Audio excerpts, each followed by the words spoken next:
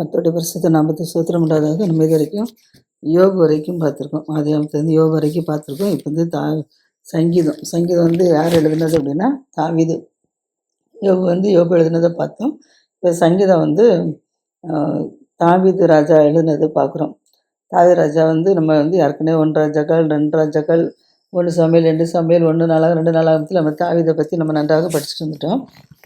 அந்த தாவீது வந்து எவ்வளோ நெருக்கப்பட்டார், அந்த நெருக்கத்தில் எப்படிலாம் இருந்தார் அப்படிங்கிறதுக்காக அவர் எழுதினது தான் அந்த தாவீதின் சங்கீத புஸ்தகம்.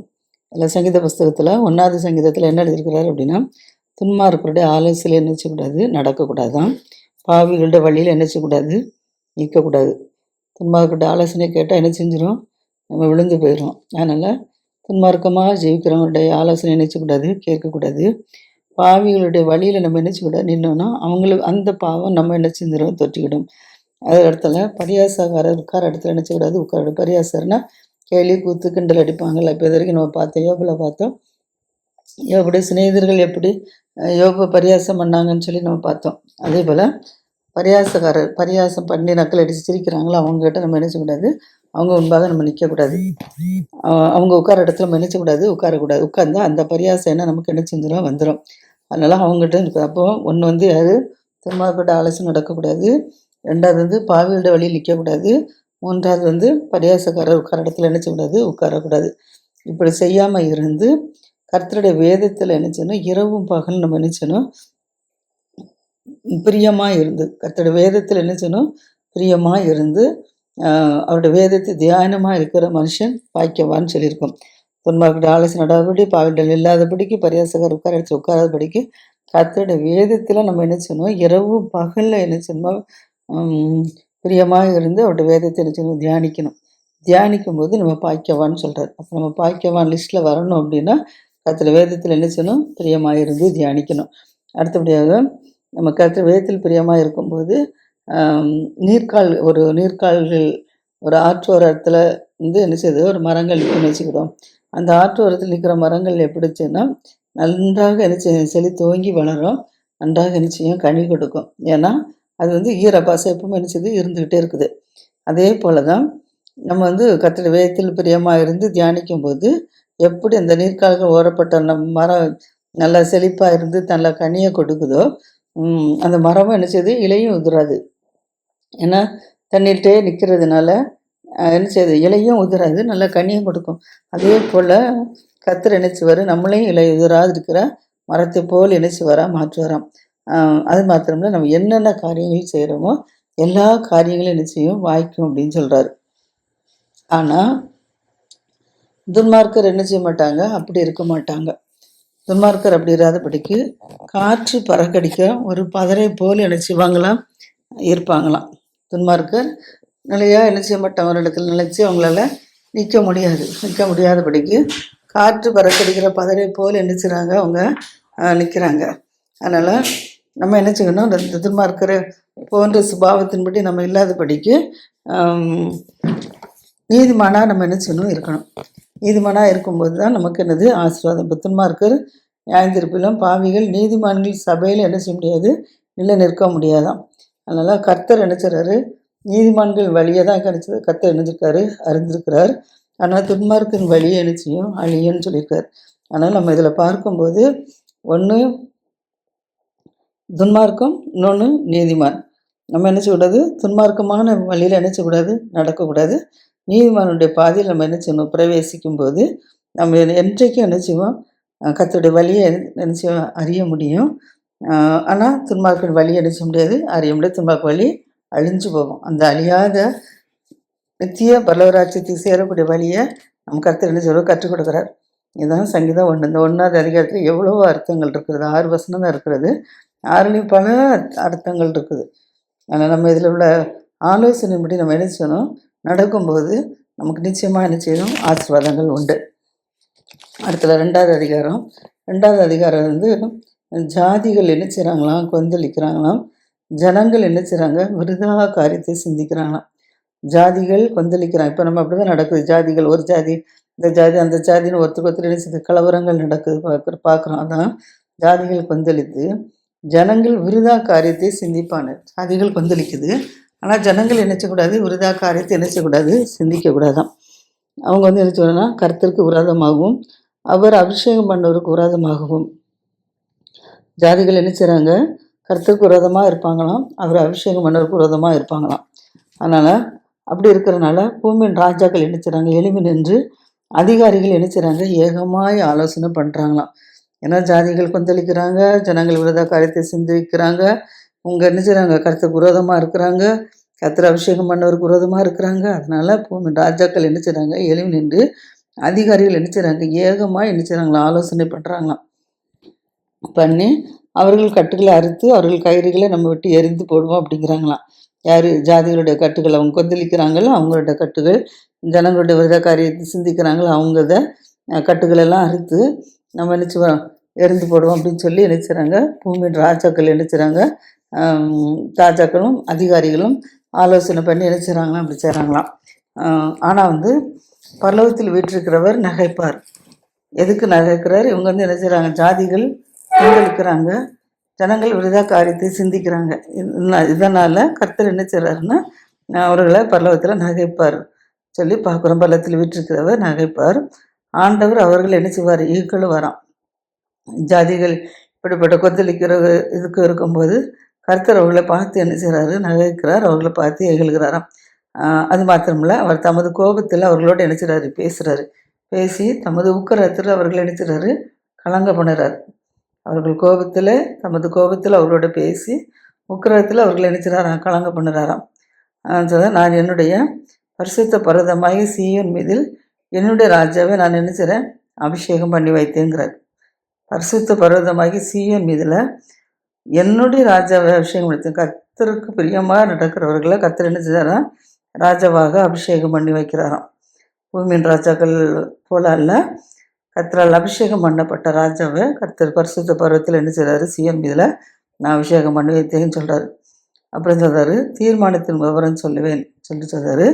யார், கர்த்தர் தாவீது சொல்கிறாரு, கர்த்தர் என்னை நோக்கி, நீர் என்னுடைய குமாரன், இன்று நான் உம்மை ஜனிப்பித்தேன், என்னை கேளும், அப்பொழுது ஜாதிகள் உமக்கு சுதந்திரமாகவும் பூமியின் எல்லைகள் உமக்கு சொந்தமாகவும் கொடுப்பேன்னு சொல்கிறார். அதனால் இருப்பு கொள்ளால் நினைச்சுவேன் அவர்களை நொறுக்கி குய்யக்களத்தை போல் அவர்களை என்ன செய்வேன், உடைத்து போடுவர் என்று கர்த்தர் சொன்னாராம். அதனால் இப்போதும் ராஜாக்களே என்ன செய்யுங்க, உணர விடையுங்க, பூமி நியாயாதிபதிகளை எச்சரிக்கையாக இருங்கள். அதனால் கர்த்தர் சொல்கிறாரு, கர்த்தர் என்ன செய்வார், அவரோட கோபத்தில் என்ன செய்வார், நொறுக்கி போட்டு குய்யக்களத்தை போல் என்ன செய்வாராம், உடைத்து போட்டுருவாராம். அதனால் பூமியின் ராஜாக்கள் நீங்கள் என்ன செய்யுங்க, உணர விடையுங்க, பூமி நியாயாதிபதிகள் நீங்களாம் என்ன செய்யுங்க, எச்சரிக்கையாக இருங்கிறார். உணர்வடைந்து எச்சரிக்கையாக இருங்கன்னு சொல்லி ராஜாக்களை பார்த்து என்ன செய்கிறாரு, சொல்கிறார். அப்புறம் வந்து சொல்கிறாரு, பயத்துடனே என்ன செய்யுங்க, கர்த்தரை சேவிங்கிறாரு. நம்ம பயத்துடன் நினச்சணும், கர்த்தரை சேவிக்கணும், நடுக்கத்துடன் நினச்சணும், களி கூறணும்.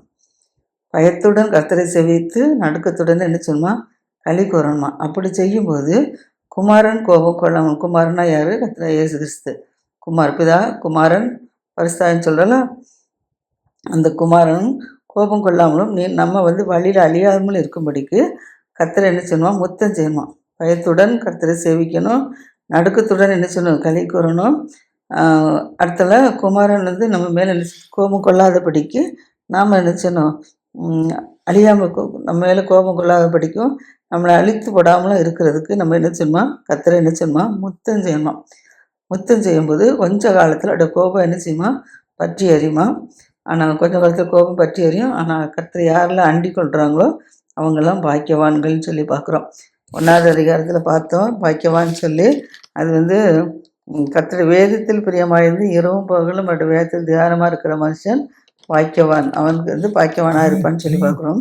இதில் வந்து என்னென்னா, கர்த்தர் யாரெல்லாம் அண்டி கொள்கிறாங்களோ அண்டி கொள்ளுகிற யாவரும் பாக்கியவான்களாக இருப்பான்னு சொல்லி பார்க்குறோம். அப்போ கர்த்தர் நம்ம என்ன செய்யணும், அண்டி கொள்ளணும், இரவும் பகலும் வேதத்தில் நினச்சணும், தியானமாக இருக்கணும். இப்படி செய்யும்போது நம்ம ஒரு பாக்கியவான், பாக்கியவதியாக நினச்சிடும் மாறுறோம். அடுத்தபடியாக 3வது அதிகாரம்.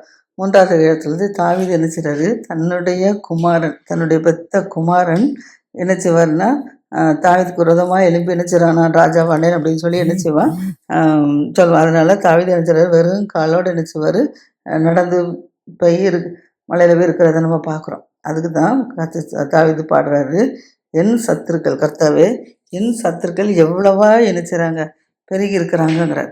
என் சத்துருக்கள் எவ்வளவோ பெருகி இருக்கிறாங்க, எனக்கு விரோதமாக எழும்புறவர்கள் அநேகருங்கிறார். தாவீதுக்கு விரோதமாக யார்? சவுல் ஒரு சத்ருவாக இருந்தார். சவுல் வந்து தன்னுடைய மாமாவாக இருந்தார். மாமாவாக இருந்தாலும் அவர் எவ்வளவோ சத்ருவாக இருந்தார். தன்னோட மனைவி மகள் கூட கூட நினச்சில சரியாக வாழ விடாதபடிக்கு அவர் எதிராளியாக நினைச்சார். ஏன்னா கர்த்தர் அவர் நமக்கு மேலே ராஜாவாக ஆக்கிடுவார் அப்படிங்கிறனால. அப்போ அவர் ராஜாவாக ஆக்கிட்டா நம்முடைய பிள்ளைகளுக்கு அந்த ஸ்நானம் கிடைக்காதுங்கிறனால சவுல் என்ன செய்றாரு, தாவீதுக்கு விரோதமாக ஒரு சத்ருவை போன்று இருந்தார். அடுத்தல தன்னுடைய பெத்த மகன் அப்சலோம் என்ன செய்றாரு, ஒரு துரோகியாக இருக்கிறாரு.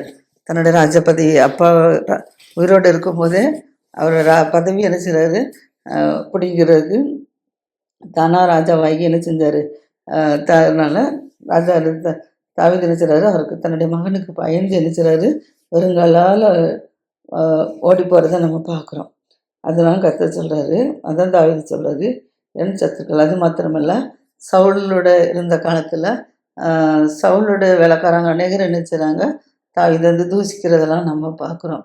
அதனால தான் சொல்கிறார், எனக்கு சத்துருக்கள் அதிகமாக என்ன செய்கிறாங்க, பெருகி இருக்கிறாங்க. எனக்கு விரோதமாக எழும்புறவங்க என்ன செய்கிறாங்க, அநேகர் இருக்கிறாங்க. ஆனால் தேவனிடத்தில் அவனுக்கு என்ன செய்யலை, ரட்சிப்பு இல்லை. எனக்கு விரோதமாக யாரெல்லாம் எழும்பியிருக்காங்களோ அவங்களுக்கு தேவனிடத்தில் என்ன செய்யலை, ரட்சிப்பு இல்லை என்று என் ஆத்மா குறித்து சொல்லுகிறவர்கள் அநேகர். இப்போ விரோதமாக எழும்பியிருக்கிறாங்க அவங்க அநேகர். ஆனால் அவங்க சொல்கிறாங்க, சத்துருக்கள் நிறைய பேர் எழும்பியிருக்கிறவங்க என்னை பார்த்து சொல்கிறாங்க, அவனுக்கு ரட்சிப்பு இல்லை என்று என் ஆத்மா குறித்து சொல்லுகிறவர்கள் அநேகராக இருக்கிறாங்க. எனக்கு ரட்சிப்பு இல்லைன்னு சொல்லி அநேகர் என்ன சொல்கிறது இருக்கிறாங்க. ஆனாலும் கர்த்தாவே, நீர் எனக்கு என்ன செய்கிறது, கேடகமாக இருக்கிறீர், எனக்கு ஒரு மகிமையுமாக இருக்கிறீர், என் தலையை நீர் ஓய்தருவருமாக இருக்கிறீர். ஜனங்கள் சொல்லலாம் இவன்கிட்ட ரட்சிப்பில்லை என்று சொல்லி, ஆத்மாவுக்கு ரட்சிப்பில்லைன்னு சொல்லலாம். ஆனால் நீர் எனக்கு ஒரு கேடகமாக இருக்கிறீர், எனக்கு ஒரு மகிமையுமாக இருக்கிறீர், என் தலையை நீர் ஓய்தருமாக இருக்கிறீர் அப்படின்னு சொல்லி தாவீது சொல்கிறார். ஏன்னா நான் கர்த்தரை நோக்கி என்ன செய்கிறேன், சத்தமிட்டு கூப்பிட்டேன், அவர் தமது பரிசுத்த பர்வத்திலிருந்து எனக்கு செவி கொடுத்தாருங்கிறார். நான் சத்தமிட்டு கூப்பிடும்போது கர்த்தர் என்ன செஞ்சார், பரிசுத்த பர்வத்திலிருந்து நான் கூப்பிடும்போது என்னை உத்தரவு என்ன செஞ்சார், கேட்டார்னு சொல்கிறார். அதனால சொல்கிறார், நான் படுத்துக்கொண்டு நித்திரை செய்தேன், ஆனால் இப்போ என்ன செய்தேன், விழித்து கொண்டேன், கர்த்தர் தான் என்னை என்ன செய்கிறாரு, தாங்குறாருங்கிறார்.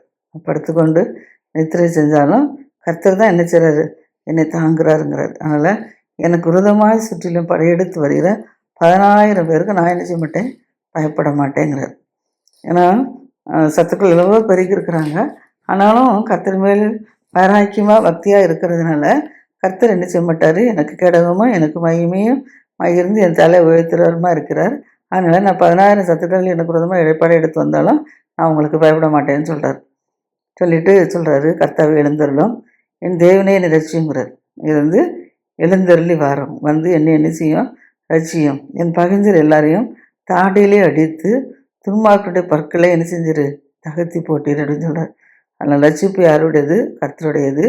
தேவருடைய ஆசீர்வாதம் இந்த ஜனத்தின் மேல் இருப்பதாங்க. ரட்சிக்கப்படணும்னா கர்த்தர் தான் ஜனங்களை ரட்சிக்க முடியும். அதனால தான் ரட்சிப்பு கர்த்தருடையது.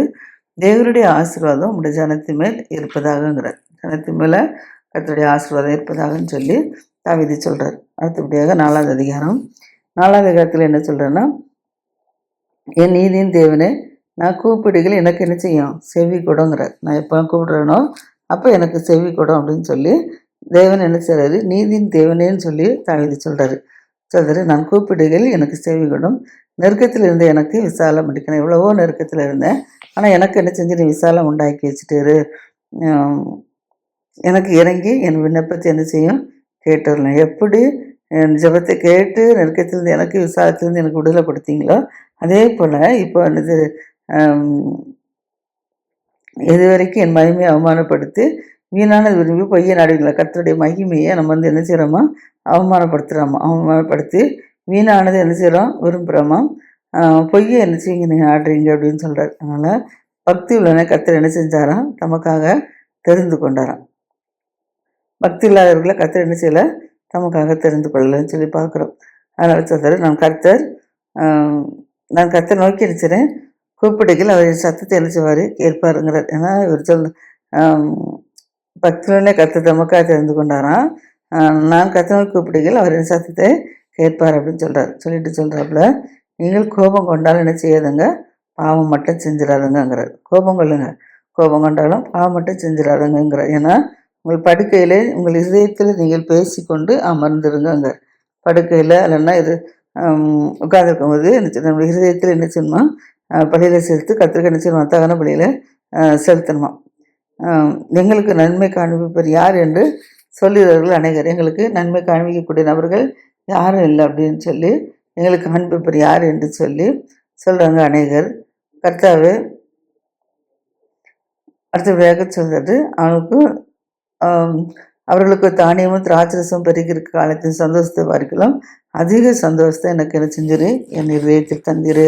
அதனால நான் என்ன செய்வேன், நான் சமாதானத்தோடு படுத்துக்கொண்டு நினைச்சுவேன், நான் நித்திரை செய்வேன். கர்த்தாவே நீர் ஒருவரை என்னை என்ன செஞ்சிரு, சுகமாய் தங்க பண்ணிட்டார் அப்படின்னு சொல்லி சொல்கிறாப்புல. நான் பார்க்குறோம். அடுத்தபடியாக 5வது சங்கீதம். 5வது சங்கீதத்தில் கர்த்தாவே என் வார்த்தைகளுக்கு செவி கொடுங்கிறார். கர்த்தாவின் வார்த்தைகளுக்கு செவி கொடும், என் தியானத்தில் என்ன செய்யும் கவுனிங்கிற. நான் பேசுறதுதான் என் வார்த்தைகளுக்கு நீ செவி கொடுத்து என் தியானத்தை என்ன செய்யும் எனக்கு கவுனியும் அப்படின்னு சொல்லி தாவீது என்ன செய்கிறாரு சொல்கிறார். அடுத்தபடியாக சொல்கிறாரு, நான் உம்மிடத்தில் நான் என்ன செய்வேன், விண்ணப்பம் பண்ணுவேங்கிறார். கர்த்தாவின் வார்த்தைக்கு என்ன செய்யணும், செவி கொடுக்கணுமா, கர்த்தர் வார்த்தைக்கு செவி கொடுக்கணுமா. அடுத்தால என்ன சொன்னால், உங்கள் தானே திராட்சரசம் பறிக்கிற காலத்து சந்தோஷத்தை பறிக்கலாம் அதிக சந்தோஷத்தை எனக்கு செஞ்சு தந்திங்கிற. ஏன்னா மழை காலத்தில் பயிர்களால் விதைக்கிறோம், விதைச்ச நினைச்சிட விளையுது. அப்போ அந்த நேரத்தில் நினைச்சிட அதே போல் தான் தானியமும் திராட்சரசமும் பெருகி இருக்குது, பெரிய சந்தோஷப்படுறாங்க. ஆனால் சந்தோஷமும் திராட்சை பறிக்கிற காலத்து சந்தோஷத்தை பறிக்கலாம் அதிக சந்தோஷத்தை எனக்கு என்ன செஞ்சு தந்துட்டு சொல்கிறாரு. சமாதானத்தை நான் படுத்து கொண்டு நித்திரை செய்வேன், கர்த்தர் ஒருவரை என்னை சுகமாய் தங்க பண்ணுவீரன்னு சொல்கிறார். அடுத்த 5வது அதிகாரம் 5வது என்ன சொல்கிறாருன்னா, கர்த்தாவே என் விண்ணப்பத்தை என்ன செய்ய கேட்கலாம், என் விண்ணப்பத்தை என் வாய் வார்த்தைகளுக்கு செய்விடும், என் தியானத்தை கவனியும் அப்படின்னு சொல்லி சொல்கிறார். ஆனால் நான் உம்மிடத்தில் நினச்சிட விண்ணப்பம் பண்ணுவேன், ஆனால் என் ராஜாவே என் தேவனே என் வேண்டுதல் சத்தத்தை கேட்டுள்ளுங்கிறார். நான் உம்மிடத்தில் நினச்சிறேன், நான் விண்ணப்பம் பண்ணுவேன், ஆனாலும் ராஜாவே தேவனே என் வேண்டுதலின் சத்தத்தை நீர் கேட்டுள்ளன்னு சொல்லிட்டு சொல்கிறாரு. கர்த்தாவே காலையில் என் சத்துருக்கள் சத்துருக்களை காலையில் என் சத்துருக்கள் நினைச்சுவார் கேட்டுக்கொள்வீர், என் வார்த்தையை செவிகொடையும் தியானத்துக்காகவும் நான் இடத்துல விண்ணப்பம் பண்ணும்போது என் ராஜாவே என் தேவனை என் வேண்டுதல் சத்தத்தை நீர் என்ன செய்யும் கேட்டுடலன்னு சொல்லி விண்ணப்பம் பண்ணுறாரு. எப்படின்னா கர்த்தாவே காலையில் என்ன செய்யும், என் சத்துருக்கள் காலையில் நீர் இந்த சத்துருக்களை என்ன செய்ய கேட்டுருவேன், மாலையில் உமக்கு நேரே நான் என்ன செய்வேன், உமக்கு ஆயத்தமாகி நான் காத்திருப்பேன். அதனால் என் சத்துருக்களுக்கு மட்டும் என்ன செஞ்சிரு, எனக்கு கேடாகமாக இருந்து அதை கேட்டு கேளும் அப்படின்னு சொல்லி சொல்கிறாரு. அப்படிங்கும்போது நாங்கள் என்ன செய்வோம், காலையில் எங்கள் சத்தத்தை நாங்கள் என்ன செய்வோம், சத்தத்தை கேட்டுடலோன்னா நாங்கள் ஜெபிக்கிற ஜெபங்களை என்ன செய்து கேட்டுடலாம். காலையில் நாங்கள் என்ன செய்கிறோம், உமக்கு நேரே ஆயத்தமாகி நாங்கள் என்ன செய்கிறோம், உமக்காக நாங்கள் காத்திருப்போம் அப்படிங்கிறது. அடுத்தல நீர் என்ன செய்ய மாட்டேன், துன்மார்க்கத்தில் பிரியப்படுகிற தேவன் அல்ல, தீமை உம்மிடத்தில் என்ன செய்யாது சேராதுங்கிறது. நீர் துன்மார்க்கத்தில் பிரியப்படுற தேவன் இல்லை, தீமை அல்ல அப்படிங்கிறனால தீமை உம்மிடத்தில் என்ன செய்யாது சேராதுங்கிறார். துன்மார்க்கத்தில் நீ பிரியப்படாமல் இருக்கிறனால தீமை உம்மிடத்தில் என்ன செய்யாது சேராது அப்படிங்கிறாரு. அதனால் வீம்புக்காரர்கள் என்ன செய்வாங்கன்னா உம்முடைய கண்களுக்கு முன்பாக நிலை நிற்க மாட்டாங்க. வீம்புக்காரர் உடைய கண்களுக்கு முன்பாக நிலை நிற்க மாட்டாங்க. அக்கிரமக்காரர் யாவரை நீர் என்ன செய்து இருக்கிறீருங்கிறார். அதனால் பொய் பேசுகிறவர்களும் என்ன செய்வீர், நீர் அழிப்பீர். இரத்த பிரியனையும் சூதுல மனுஷனையும் கர்த்தர் என்ன செய்கிறார், அருவருக்கிறாருங்கிறார். வீம்புக்காரர் கர்த்தருக்கு முன்பாக கண்களுக்கு முன்பாக நிலை நிற்க முடியாது. கர்த்தர் துன்மார்க்கன் நினைச்சிறாரு, துன்மார்க்கன் மேல் பிரியப்படுகிற தேவன் அல்ல. ஒன்று ரெண்டாவது வீம்புக்காரருடைய கண்களுக்கு முன்பாக நிலை நிற்க முடியாது. அதில் மூன்றாவது என்னதுமா, அக்கிரமக்காரர் யாவரையும் கர்த்தர் நினைச்சிறாரு அருவருக்கிறாராம். அக்கிரமக்காரர் யாவரையும் அருவருக்கிறார். ஆனால் நானோ என்ன செய்வேன், உமது மிகுந்த கிருபையினால உமது ஆலயத்துக்குள்ள என்ன செய்வேன் பிரவேசித்து உமது பரிசுத்த சன்னதிக்கு நேர பயபக்தியோட நான் பணிந்து கொள்வேங்கிறார். நான் பொய் பேசுகிறவங்களை அழிச்சு போடுவீர், இரத்த பிரியனும் சூதில மனுஷனை அழிச்சு போடுவீர், நீர் அருவருக்கு துன்மார்க்கத்தை நீ பிரியப்பட தேவன் அல்ல. வீம்புக்காரர் கண்களுக்கு முன்பாக நிலை நிற்க மாட்டாது, அக்கிரமக்காரர் யாரும் இருக்கிறது. ஆனால் நான் வந்து என்ன செய்வேன், உமது மிகுந்த கிருபையினால் உடைய ஆலயத்துக்குள்ள பிரவேசித்து ஒரு பரிசுத்த சன்னதிக்கு நேரம் நினைச்சுவேன், பயபக்தியில் நான் பணிந்து கொள்வேங்கிறார். அதனால் கர்த்தாவே என் சத்துருக்கள் நிமித்தம் என்னை என்ன செய்யும், உடைய நீதியிலே நடத்தும். என் சத்துருக்கள் மித்தம் எனக்கு 10,000 சத்துருக்கள் இருந்தாலும் நான் பயப்பட மாட்டேன்னு சொல்லிட்டார்ல, அஞ்ச மாட்டேன்ட்டார்ல. அதனால் என் சத்துருக்களுக்கு நீ என்ன செய்யும், உம்முடைய நீதியை நடத்தி என் சத்துருக்களின் மித்தம் என்னை என்ன செய்யும், நீதியிலே நடத்து, எனக்கு முன்பாக உம்முடைய வழி எனக்கு செவ்வைப்படுத்துங்கிறார். ஏன்னா சத்துருக்கள் என்ன எப்படி இருக்காங்கன்னா, அவர்கள் வாயில் உண்மை இல்லை. சத்துருக்கள் வாயில் உண்மை இல்லை. அவர்கள் உள்ள என்ன செய்யுது, கேடுபாடாக இருக்கிறது. அவர்கள் தொண்டை என்ன செய்யுது, திறக்கப்பட்ட ஒரு பிரேத குழியாம். தங்கள் நாவினால் என்ன செய்கிறாங்க, இச்சகம் பேசி கொண்டு இருக்கிறாங்க. வீம்புக்காரர்கள், துன்மார்க்கர்கள், இப்படிப்பட்டவங்கெல்லாம் என்ன செய்வாங்கன்னா, அவங்க வாயில் உண்மை கிடையாது. அவர்கள் உள்ள என்ன செய்யுது, ஒரு கேடுபாடுகளாக நிறைந்ததாக இருக்கிறது. அவர்கள் தொண்டை என்ன செய்து திறக்கப்பட்ட ஒரு பிரேத குழியை போல் இருக்கிறதா. தங்கள் நாவினால் அவங்க என்ன செய்கிறாங்க, இச்சகம் பேசுகிறாங்களாம். அதனால் தேவனே அவர்களை நீர் என்ன செய்யும், குற்றவாளிகளாக தீரும். இப்படி உண்மையில்லாதவங்க, உள்ள கேடுபாடாக இருக்கிறவங்க, தொண்டை ஒரு திறக்கப்பட்ட பிரேத குழியை போல் இருக்கிறவங்க, இப்படிப்பட்டவங்களை என்ன செய்யணுமா, நீ குற்றவாளிகளாக நீ தீரும். அவர்கள் தங்கள் ஆலோசனைகளால் விழும்படி செய்யும். அவர்கள் ஆலோசனைகளினுடைய ரட்சிப்பித்தம் அவர்களை தள்ளிவிடும். உமக்கு விரோதமாக அவங்க என்ன செஞ்சிட்டாங்க, கலகம் பண்ணிட்டாங்க அப்படின்னு சொல்லி தாவீது சொல்கிறார். அதான் சொல்கிறாரு, உண்மை யாரெல்லாம் நம்புகிறாங்களோ அவர்கள் யாவரும் என்ன செய்வாங்க, சந்தோஷிப்பாங்க.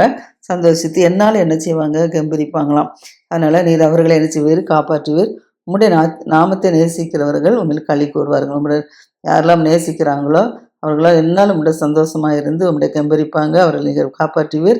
அவங்க என்ன சொல்லுவாங்க, உங்களுடைய நேசத்தில் உங்களுடைய நாமத்தை நேசிக்கிறவர்கள் அதில் களி கூறுவாங்கங்கிற இடத்துல சொல்கிறாரு. கர்த்தாவே நீதிமானை நினைச்சு ஆசீர்வதித்து காரணம் என்ன கேடகத்தினால் அவனை சூழ்ந்து கொள்வீங்கிறார். நீதிமான் நினைச்சு இந்துரியர் நீர் ஆசீர்வதித்து காரணம் என்ன கேடகத்தினால் அவனை நினைச்சு சூழ்ந்து கொள்வீங்கிறார். அதனால் நம்ம இதில் நம்ம பார்க்கும்போது துன்மார்க்கமாக இருக்கக்கூடாதபடிக்கு நீதிமானாக நம்ம மாறும்போது கர்த்தர் நம்மளை என்ன செய்வார், ஆசிரியப்பேன்னு சொல்கிறார். கர்த்தர் தமது ஆசிரியப்பராக